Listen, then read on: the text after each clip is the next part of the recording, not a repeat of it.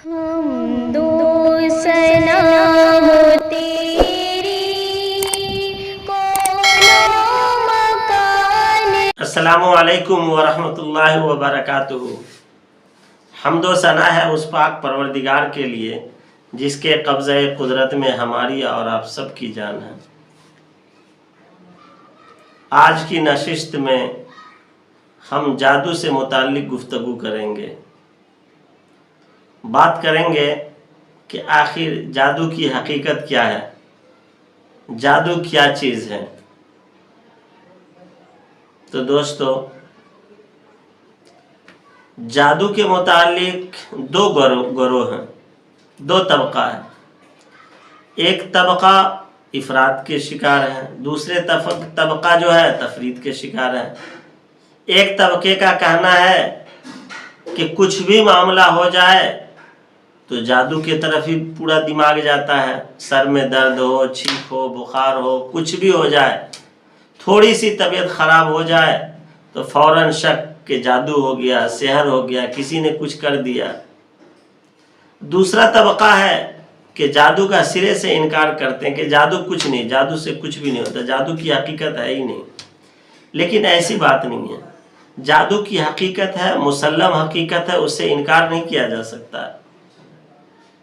جادو کا تذکرہ قرآن مجید میں کئی مقامات پہ آئے ہیں، پھر احادیث مبارکہ میں بھی جادو کا ذکر ہے، جادو کا تذکرہ ہے، جادو کے بارے میں بتایا گیا ہے۔ تو جادو حقیقت ہے اور جادو کی حقیقت ہے۔ تو اب ہم جادو کی تعریف کو سمجھتے ہیں کہ جادو کہتے ہیں کسے۔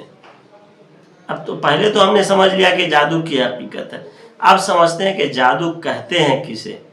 تو جادو کی ایک تعریف، جو پہلی تعریف ہے وہ یہ ہے کہ جادو اسے کہتے ہیں وہ عمل ہے کہ جس کے ذریعے سے پہلے شیطان کو خوش کیا جاتا ہے، اللہ کے ساتھ شرک کیا جاتا ہے، شرک کر کے شیطان کو خوش کر کے اس کا تقرب حاصل کر کے پھر انسان جو ہے کسی کے اوپر جادو کرتا ہے شیطان کی مدد سے اس کو خوش کر کے۔ دوسری تعریف یہ ہے کہ جادو کے ذریعے سے کسی چیز کی شکل کو بدل دیا جائے۔ اہل عرب کے لوگ جادو کو سحر اس لیے کہتے تھے کہ سحر کے معنی آتے ہیں ڈھکا ہونا اور چھپا ہونا۔ تو چونکہ سحر کے ذریعے سے بہت ساری چیزوں کے شکل کو بدل دی جاتی تھی اور اس کی اصلی شکل کو چھپا دیا جاتا ہے، اس لیے اسے سحر کہتے ہیں۔ اب ہم سحر کی چند قسموں کو سمجھتے ہیں کہ سحر کی کیا کیا قسم ہے۔ تو سحر کی سب سے پہلی قسم ہے سحر سفلی، جو سحر کی سب سے بڑی قسم ہے۔ اس کے اندر ہوتا ہے کہ جادوگر، ساحر شیطان کا تقرب حاصل کرتا ہے، قرب حاصل کرتا ہے، خدا کے ساتھ شرک کرتا ہے، گناہ کا ارتکاب کرتا ہے، شیطان کو خوش کر کے اور قرب حاصل کر کے اس کے ذریعے سے مدد لیتا ہے، مدد لے کر کسی کے ساتھ نقصان پہنچاتا ہے۔ اب کوئی آدمی کسی کے ساتھ حسد کرتا ہو، حسد کے نتیجے میں، اب حسد دو طرح کے ہوتے ہیں۔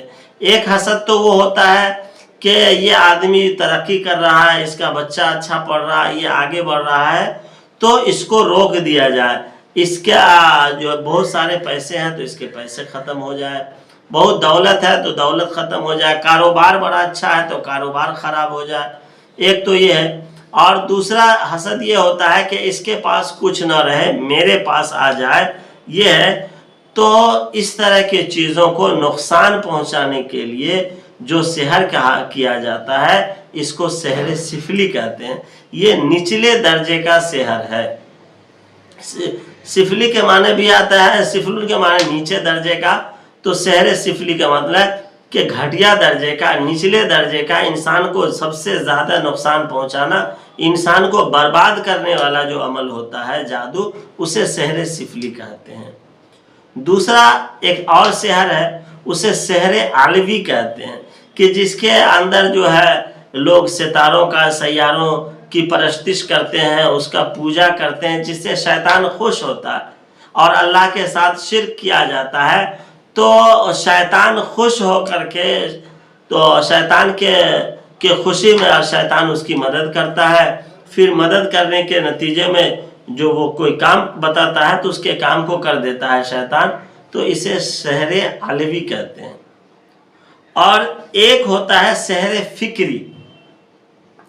سحر فکری میں کیا ہوتا ہے کہ سحر فکری میں انسان کے مزاج کو چینج کر دیا جاتا ہے، اور اس کو جسے نظر بند کہا جائے، میجک کہا جائے، کچھ کرشمہ دکھانا، ٹرکس دکھانا جسے کہا جاتا ہے، کہ ایک رومال رکھے ہوا، رومال کو جھاڑا تو کالا بن گیا، پھر جھاڑا تو پیلا بن گیا، ایک ہاتھ سے ایسے کیا تو پیسہ نکل گیا، پھر اس طرح ہاتھ کیا، کسی لوگوں کو دیکھا ہوگا کہ اس طرح ہاتھ کیا، ہاتھ سے ایسے کیا تو اس میں سے ناریل، بادام، کھجور نکل جاتا ہے۔ تو وہ ایک ٹرکس ہے، ایک جو نظر بند ہے، وہ ایک طرح کا جو ایک حربہ وہ دکھا رہے ہیں، اپنے ہاتھ کی صفائی دکھانا اسے کہیں، اور لوگ اس سے مروب ہوتے ہیں کہ یہ عجوبہ چیز کیسے ہو گیا۔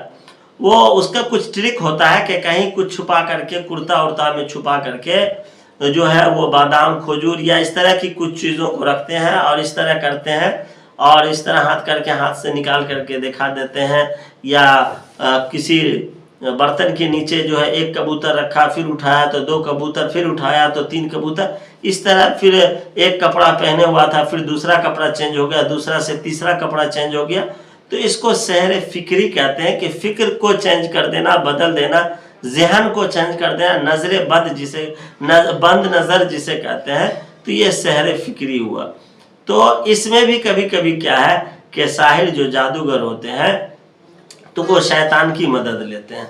تو جادو چاہے سحر فکری ہو، چاہے سحر علوی ہو، یا سحر سفلی ہو، یہ تینوں کا تینوں جادو جو ہے، اس کا کرنا بھی حرام ہے، اس کا سیکھنا بھی حرام ہے، اور اس کا سکھانا بھی حرام ہے۔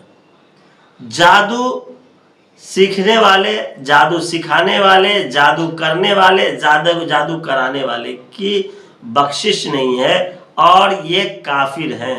چونکہ جادو سیکھنے، جادو کرنے، کرانے کے لیے اس میں شرک لازم ہے، اور شرک جو ہے ضروری ہے۔ جب شرک کرے گا تو انسان کافر ہو جائے گا۔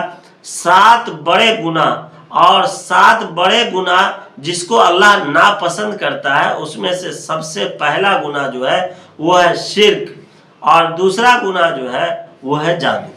اس لیے کہ جادو میں بھی انسان شرک کرتا ہے، اللہ تمام گناہوں کو معاف کر دے گا، اللہ شرک کو معاف نہیں کرے گا۔ تو پتہ یہ چلا کہ جادو کا سیکھنا، جادو کا سکھانا، جادو کا کرنا، جادو کا کرانا، یہ ساری کی ساری قسمیں اور یہ ساری کی ساری چیزیں یہ حرام ہے، اسے نہیں کرنی چاہیے، اور اس کے ذریعے سے اللہ تبارک و تعالیٰ کی ناراضگی ملتی ہے، اور اللہ ناراض ہوتے ہیں، اس لیے ان شہروں کو حرام قرار دیا گیا ہے۔ پھر اسی طریقے سے سحر کی اپنی ایک حقیقت ہے، قرآن مجید میں سحر کا تذکرہ ہے، اور خود جناب محمد رسول اللہ صلی اللہ علیہ وسلم کے اوپر سحر کیا۔ مدینہ منورہ میں یہودی جو ہے سحر کیا کرتے تھے۔ صحابہ کرام رضوان اللہ تعالی علیہم اجمعین نے یہودیوں سے پوچھا کہ آپ لوگ سحر کیوں کرتے تھے؟ تو یہودی کہتے تھے کیا آپ کو معلوم نہیں یہ سحر، یہ جادو جو ہے حضرت سلیمان علیہ السلام کی سنت ہے، سلیمان علیہ السلام جادو کیا کرتے تھے۔ تو اللہ تبارک و تعالیٰ نے اس کے لیے قرآن مقدس میں ایک آیت نازل فرمائی، وہ آیت ہے وَاتَّبَعُوا مَا تَتْلُو الشَّيَاطِينُ عَلَى مُلْكِ سلیمان، کہ یہ جو یہودی کہہ رہے ہیں کہ سلیمان علیہ السلام کی سنت ہے، یہ سلیمان علیہ السلام کو بدنام کیا جا رہا ہے، یہ سلیمان علیہ السلام کی سنت نہیں ہے۔ سلیمان علیہ السلام کے وفات فرما جانے کے بعد شیاطین نے لوگوں میں ایک پروپیگنڈا پھیلایا، لوگوں کے اندر ایک جھوٹی بات کو پھیلایا، لوگوں کو کہنا شروع کیا کہ کیا تمہیں معلوم ہے کہ سلیمان علیہ السلام ہم لوگوں پر حکومت کیسے کیا کرتے تھے؟ کون سی طاقت تھی کہ جس طاقت سے سلیمان علیہ السلام ہم پر حکومت کرتے تھے، ہم پر قبضہ جماتے تھے، ہم پر حکمرانی کیا کرتے تھے؟ تو لوگوں نے کہا کیسے بتاؤ؟ تو اس شیاطین نے کہا کہ سلیمان علیہ السلام نعوذ باللہ جادو جانا کرتے تھے اور جادوگر تھے، جادو کا علم تھا، اسی جادو کے ذریعے سے ہم لوگوں پر حکمرانی کیا کرتے تھے۔ تو قرآن مجید میں اللہ تبارک و تعالیٰ نے فرمایا کہ نہیں، کہ سلیمان علیہ السلام جو ہے جادو تو یہ شیاطین جو سیکھتے تھے اور لوگوں کو سکھاتے تھے۔ اللہ تبارک و تعالیٰ نے بابل ایک شہر ہے جس میں ہاروت اور ماروت دو فرشتے کو بھیجا، اور بھیجنے کے بعد ان لوگوں کا امتحان، ان لوگوں کی آزمائش کے لیے کہ کون ایسے لوگ ہیں جو گناہ کرتے ہیں اور کون ایسے لوگ ہیں جو گناہ نہیں کرتے ہیں۔ اللہ تبارک و تعالیٰ نے ہاروت اور ماروت کو بابل شہر میں بھیجا، اور وہاں جانے کے بعد ان لوگوں نے ان سے آ کر جادو سیکھنا شروع کیا۔ اللہ نے آزمائش کے لیے بھیجا تھا۔ یہ لوگوں کو کہتے تھے کہ ہم تم لوگوں کے لیے آزمائش ہے، اس جادو سیکھ کر کے اس سے غلط نہ کرنا۔ تو وہ کہتے تھے کہ ہم جادو سیکھ کر کے کچھ غلط نہیں کریں گے۔ پھر ہاروت اور ماروت سے یہ لوگ جو ہے سیکھتے تھے، اور سیکھنے کے بعد لوگوں کو سکھاتے تھے، غلط کرتے تھے، اور میاں بیوی کے اندر تفریق کرایا کرتے تھے لوگ سیکھ کر کے۔ اسی سے شیاطین نے سیکھ کر کے حضرت سلیمان علیہ السلام نے جب دیکھا کہ یہ لوگ جادو کر رہے ہیں، جادو کو لکھ رہے ہیں، تو سلیمان علیہ السلام نے چھین کر کے ان کو اپنے تخت کے نیچے رکھا۔ پھر ان لوگوں نے تو قرآن مجید نے وہی کہا کہ سلیمان علیہ السلام نے جادو نہیں کیا، جادو نہیں جانتے تھے، بلکہ سلیمان علیہ السلام تو جادو کا انکار کرتے تھے، جادو کی چیزوں کو چھین کر کے تخت کے نیچے چھپاتے تھے۔ تو اس سے جادو کی حقیقت کا ثبوت ملتا ہے کہ اگر جادو کی حقیقت نہیں ہوتی تو اللہ تبارک و تعالیٰ حضرت سلیمان علیہ السلام کی برات کے لیے یہ آیت نہیں نازل فرماتے کہ وما کفر سلیمان، کہ سلیمان علیہ السلام نے کفر نہیں کیا، بلکہ یہ شیاطین کفر کیے ہیں، انہوں نے جادو کیا۔ تو جادو کی حقیقت ہے، اس لیے اللہ تبارک و تعالیٰ نے اس حقیقت کو واضح کرنے کے لیے اور حضرت سلیمان علیہ السلام کی برات کے لیے اس آیت کا نزول فرمایا۔ پھر جب سلیمان علیہ السلام کے انتقال کے بعد جو ہے اس شیاطین نے کہا کہ دیکھو سلیمان علیہ السلام کے جو تخت کے نیچے جو ہے جادو کی کتابیں ہیں، جادو کے کاغذات ہیں۔ جب دیکھا گیا تو واقعی تھے، چونکہ یہی لوگ جو ہے جادو کو لکھ کر کے اس کی کتابوں کو حضرت سلیمان علیہ السلام کے تخت کے نیچے رکھا کرتے تھے، اور سلیمان علیہ السلام چھین کر کے کو رکھ دیا کرتے تھے۔ یہ سلیمان علیہ السلام کی برات کے لیے اللہ تبارک و تعالیٰ نے اس آیت کا نزول فرمایا، تو پتہ یہ چلا کہ جادو کی حقیقت ہے۔ پھر جناب محمد الرسول اللہ صلی اللہ علیہ وسلم پر لبید ابن عاصم نے جادو کیا اور ان کی بیٹیوں نے گرہ باندھی، تو 11 گرہ باندھی۔ پھر اللہ تبارک و تعالیٰ نے سورہ فلق اور سورہ ناس کو نازل فرمایا، اور اس میں 11 آیتیں کہ ان 11 آیتوں کو پڑھتے گئے اور اس گرہ کو کھولتے گئے۔ تو اس سے بھی پتہ چلتا ہے کہ جادو کی حقیقت ہے۔ پھر اللہ کے رسول صلی اللہ علیہ وسلم کی ایک حدیث کہ جس حدیث میں حضرت سعد ابن ابی وقاص رضی اللہ تعالیٰ عنہ سے روایت ہے کہ فرماتے ہیں کہ اللہ کے رسول صلی اللہ علیہ وسلم نے فرمایا کہ جو شخص صبح نہار میں 1 عدد اجوا کھجور کھاتا ہے تو اس دن اللہ تبارک و تعالیٰ نہ تو اس کو زہر کا اثر ہونے دیں گے اور نہ تو اس کے اوپر جادو کا اثر ہونے دیں گے۔ تو پتہ یہ چلا کہ جادو کی ایک حقیقت ہے اور جادو ایک مسلم حقیقت ہے۔ تو اس لیے اللہ کے رسول صلی اللہ علیہ وسلم نے فرمایا کہ جادو کا اثر نہیں ہوگا۔ تو پتہ یہ چلا کہ جادو کی حقیقت ہے۔ اب ہمیں یہ سمجھنا ہے کہ کیا جادو کے ذریعے سے حقیقت بدلتی ہے، اصلیت بدلتی ہے یا شکل بدلتی ہے؟ تو دوستو جادو کے ذریعے سے حقیقت نہیں بدلتی بلکہ اس کی شکل بدل جاتی ہے۔ جیسا کہ موسیٰ علیہ السلام کا جو مقابلہ ہوا تھا جادوگروں سے، اللہ تبارک و تعالیٰ نے اس جادو کو بڑا جادو بتایا، تو موسیٰ علیہ السلام کے مقابلے میں جادوگروں نے جو رسی رکھا تھا تو لگا کہ یہ رسی اب چل رہی ہے، لیکن حقیقت میں وہ رسی چلی نہیں۔ لیکن موسیٰ علیہ السلام نے جو عصا رکھا، لاٹھی رکھی، تو وہ چلنے لگی، اس کی حقیقت بدلی۔ تو ان جادوگروں نے جب دیکھا کہ حقیقت بدل گئی تو ایمان لیا ہے۔ تو معجزہ، جادو اور کرامت میں کچھ فرق ہے۔ معجزہ اسے کہتے ہیں جو اللہ کے نیک بندے اور انبیاء کرام علیہ السلام سے کوئی انہونا ہو جائے تو اسے معجزہ کہتے ہیں، جیسے کہ موسیٰ علیہ السلام کے عصا کا سانپ بن جانا، حضرت صالح علیہ السلام کے پہاڑ سے اونٹنی کا نکل آنا، پھر اللہ کے رسول صلی اللہ علیہ وسلم کے انگلی کے اشارے سے چاند کا 2 ٹکڑا ہو جانا، پھر ہاتھ میں کنکر کا کلمہ پڑھ لینا، یہ معجزات ہیں۔ پھر اسی طریقے سے کرامات ہیں، جو کرامات اسے کہتے ہیں جو کسی انہونا کا اس شخص سے ہو جانا جو اللہ کا ولی ہو، اللہ کو ایک مانتا ہو اور نبی کریم صلی اللہ علیہ وسلم پر ایمان رکھتا ہو، تو اس سے کسی انہونا چیز کا ہو جانا اسے جو کرامات کہتے ہیں۔ جیسے کہ حضرت مریم علیہ السلام کو بے موسم پھل مل جانا، پھر اسی طریقے سے ابو مسلم رضی اللہ تعالی عنہ کا جو ہے آگ سے نکل جانا کہ ایک مرتبہ کسی شخص نے جو ہے نبوت کا دعویٰ کیا، ابو مسلم رضی اللہ تعالیٰ عنہ نے سرے سے اس کا انکار کر دیا کہ تم اپنے دعوے میں، تم اپنے بات میں جھوٹے ہو، تم نبی نہیں ہو سکتے۔ نبی آخر الزمان جناب محمد رسول اللہ صلی اللہ علیہ وسلم کی شخصیت ہے، اس کے ان پاداش میں اسی جرم میں جو حضرت ابو مسلم رضی اللہ تعالیٰ عنہ کو آگ کے الاؤ میں ڈال دیا گیا، آگ کے ڈھیر میں ڈال دیا گیا۔ حضرت ابو مسلم رضی اللہ تعالیٰ عنہ آگ سے صحیح سلامت نکل آئے۔ یہ حضرت عمر ابن خطاب رضی اللہ تعالیٰ عنہ کے زمانے کا واقعہ ہے۔